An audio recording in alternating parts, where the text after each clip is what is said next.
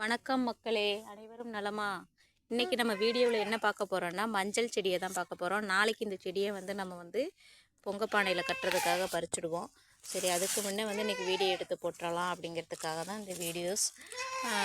Last year Pongal வச்சுட்டு நாங்கள் அந்த ஒவ்வொரு வருஷமும் பொங்க வச்சுட்டு அந்த விதையை எடுத்து நாங்கள் என்ன பண்ணிடுவோன்னா ஒரு மரத்தில் போட்டுருவோம்.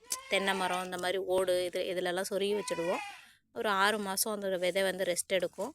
அடுத்த ஆடி மாதம் நம்ம இதை பயிரிட்டோம் அப்படின்னா அடுத்த தைக்கு நம்ம கைக்கு வந்துடும். இது இவ்வளோ தான். இதை நம்ம கொண்டை விற்கிறதுக்கோ இதெல்லாம் பண்ண முடியாது. நம்ம யூஸுக்காக நம்ம வச்சுக்கலாம். நான் நம்ம வீட்டுக்கு வச்சுக்கிட்டு என்னோடய ஹஸ்பண்ட் வீட்டுக்கும் கொண்டு போயிடுவேன். வருஷம் இதே மாதிரி நாங்கள் யூஸ் பண்ணிக்கிறது. எங்கள் 2 வீட்டுக்கு தாராளமாக இந்த மஞ்சள் கரெக்டாக இருக்கும்.